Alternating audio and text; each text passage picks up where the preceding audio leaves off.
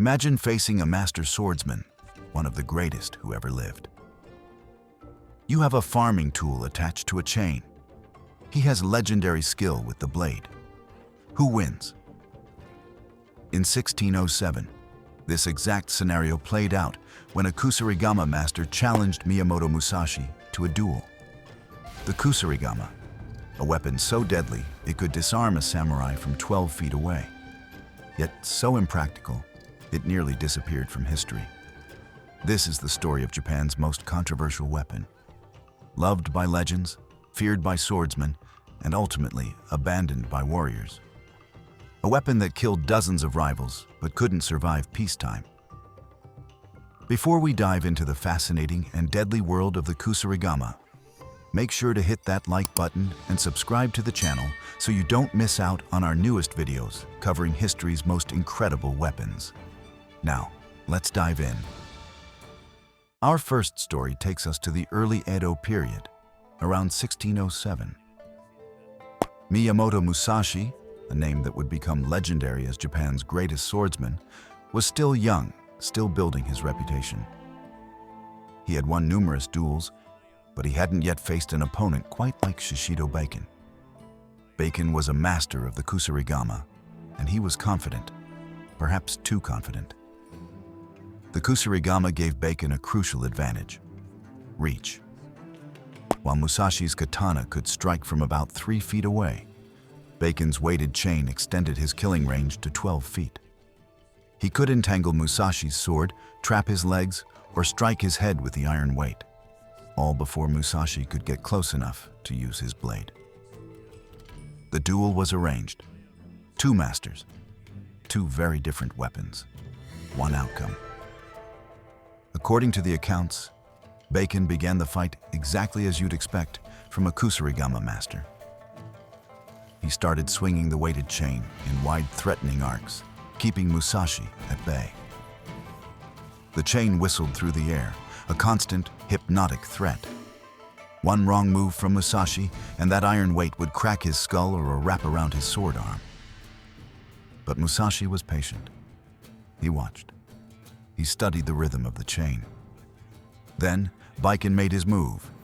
He launched the weight at Musashi, aiming to entangle his sword or strike his body. This was the moment, the killing blow that had worked against so many swordsmen before. But Musashi was ready. In one fluid motion, he dodged the weight and closed the distance. Before Baiken could retrieve his chain, that critical vulnerability every Kusarigama user faced, Musashi was inside his range. With Baiken's chain extended and useless, Musashi struck. The duel was over in seconds. Now, here's something important. Shishido Baiken may not have been a real person. Modern historians believe he was likely a fictional character created by novelist Eiji Yoshikawa, based on a vague mention of Shishido someone in Musashi's biography. But whether the duel happened exactly as described or not, Baiken became the most famous Kusarigama user in popular culture. And the lesson of the story? The Kusarigama was deadly, but only until that first strike missed. If Shishido Baiken's story shows us the Kusarigama's vulnerability, our second story demonstrates both its terrifying effectiveness and its fatal limitation.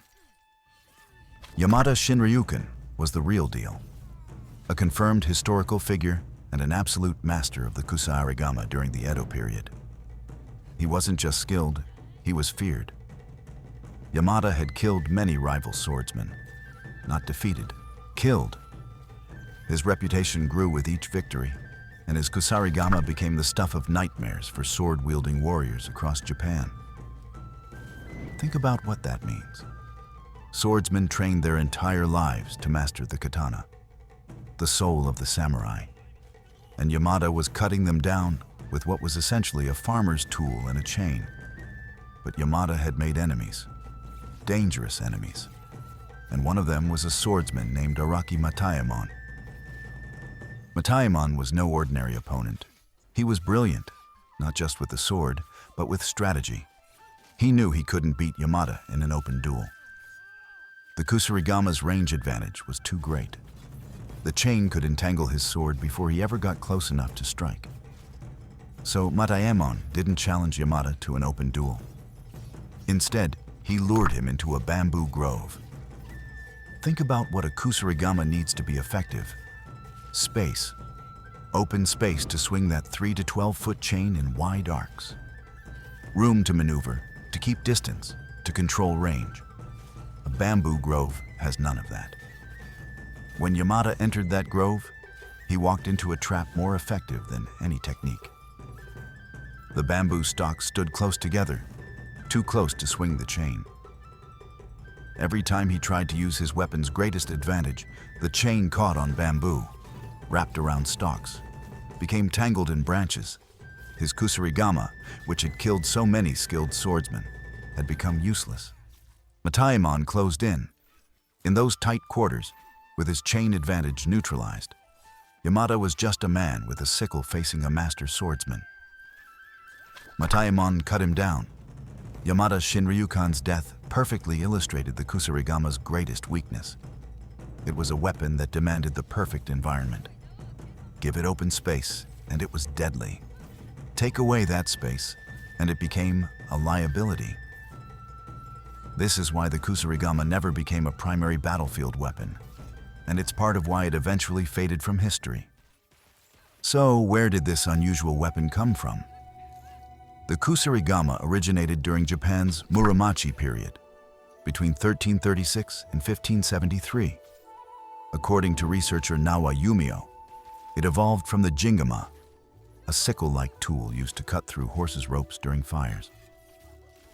But the weapon truly came into its own during the Sengoku period, from 1467 to 1615, Japan's age of constant warfare and military conflict.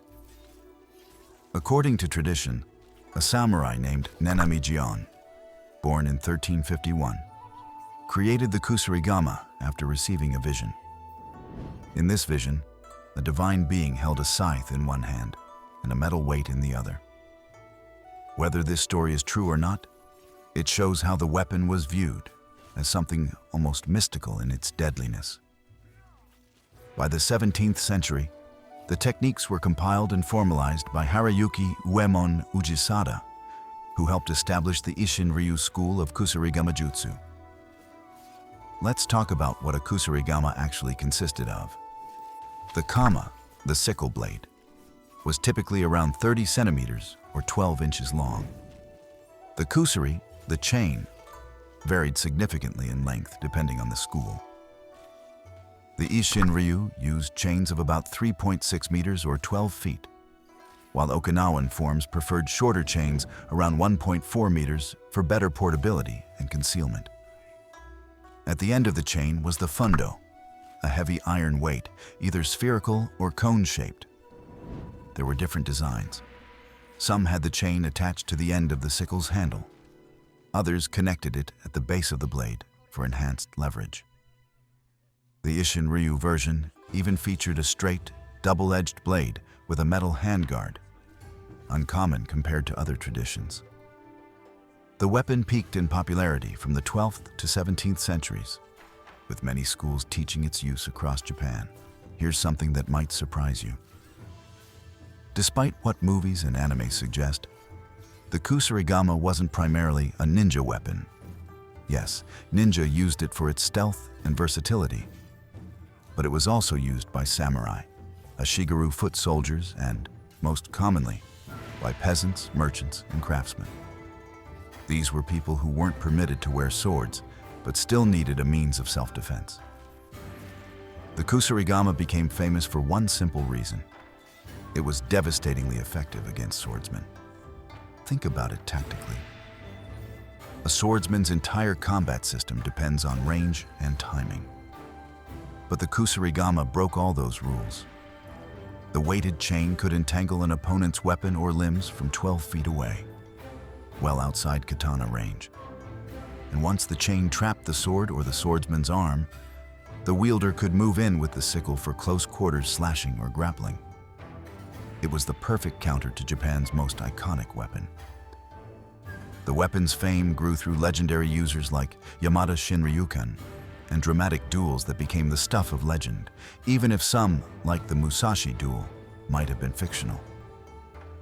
But here's the thing about the Kusarigama. It was never going to last. Let me explain why it declined, and ultimately, why it almost disappeared. First, it was never really a battlefield weapon. There's no evidence of Kusarigama being used in mass combat. Imagine swinging a 12-foot chain in a crowded battlefield. You'd be as likely to hit your own allies as the enemy. Even tall grass or tree branches could prevent proper swinging. And against armored opponents? Largely ineffective. Second, in 1603, the Tokugawa shogunate unified Japan, beginning the Edo period, 250 years of relative peace. Suddenly, there were far fewer large-scale conflicts where specialized weapons mattered. Samurai shifted from warriors to bureaucrats. Third, the Kusarigama was incredibly difficult to master. Beginners would constantly hit themselves with the chain weight. It required intensive training, and once you threw the weight, retrieving the chain for the next attack took a very long time. A fatal delay in real combat. Fourth, the weapon offered almost no defensive capability. If your opponent dodged that first blow and closed the distance, as Musashi did against Baiken, you were in serious trouble. Finally, while the weapon was effective against swordsmen, it was far less useful against longer weapons like spears, naginata, or bow staffs. Its tactical niche was narrow. By the end of the Edo period, the Kusarigama had become more of a training curiosity than a practical weapon. Today, only a few traditional Koryu schools still teach it as part of their curriculum. You might be wondering, who made these weapons? Were there legendary Kusarigama smiths like Masamune or Muromachi for katanas? The short answer is no, and that tells us something important about the weapon itself. The Kusarigama was developed by ordinary blacksmiths for farmers who were prohibited from possessing samurai swords. Unlike the katana, which required years of apprenticeship and specialized techniques to forge properly, the Kusarigama was relatively simple to construct. You needed 3 components: a sickle blade, which farmers already used for harvesting, a chain which any blacksmith could forge, and an iron weight. That's it. Creating a katana involved folding steel dozens of times, achieving the perfect carbon content, creating the differential hardening that gave the blade its distinctive curve and hardness. It was an art form that took decades to master. Creating a Kusarigama? It was skilled work, certainly, but it combined existing tools rather than requiring the mystical expertise of a master swordsmith. This is actually significant. The Kusarigama's value came entirely from the skill of the wielder, not the prestige of its maker. It was a weapon that proved a skilled commoner with a farming tool could defeat an elite samurai with a legendary sword. In a way, that made it more dangerous than any named blade, because it suggested that weapons weren't what made a warrior deadly, skill was. Before we conclude, I need to address something you've probably been thinking about this entire video. Wait, isn't the Kusarigama a ninja weapon? Here's the truth. That association is largely a modern construct. The image of the Kusarigama as a distinctive ninja weapon comes mainly from the 1960s, particularly through the work of ninjutsu master Hatsumi Masaaki and historian Nawa Yumio. They popularized this connection, and movies, anime, and video games ran with it. But historical sources show the Kusarigama was used across Japanese martial arts as a whole. If anything, historical records associate it more with women and commoners than specifically with ninja. This doesn't mean ninja never used it. They probably did. Ninja used whatever tools were effective and available. But the Kusarigama wasn't uniquely a ninja weapon any more than a knife or a rope was. I'm telling you this because historical accuracy matters. The real story of the Kusarigama is fascinating enough without the ninja mystique. It doesn't need fictional associations to be interesting. The Kusarigama is a weapon of contradictions. It was deadly, yet impractical. Famous, yet rarely used. It could defeat master swordsmen in duels, but was useless on battlefields. It required immense skill to master, but was built from simple farming tools. Where the odachi we covered was a weapon of raw power, and dual katanas demanded exceptional skill and status. The Kusarigama was something different. It was a weapon that proved you didn't need a legendary sword or noble birth to be deadly. You just needed skill, strategy, and the perfect conditions. And when those conditions changed, when Japan entered an era of peace, when battles became less common, when the specific scenarios that made the Kusarigama effective became rare, the weapon faded away, not because it was defeated, but because it was no longer needed. If you enjoyed this deep dive into the Kusarigama, make sure you're subscribed for more videos on history's most fascinating weapons. Drop a comment and let me know what weapon you want us to cover next.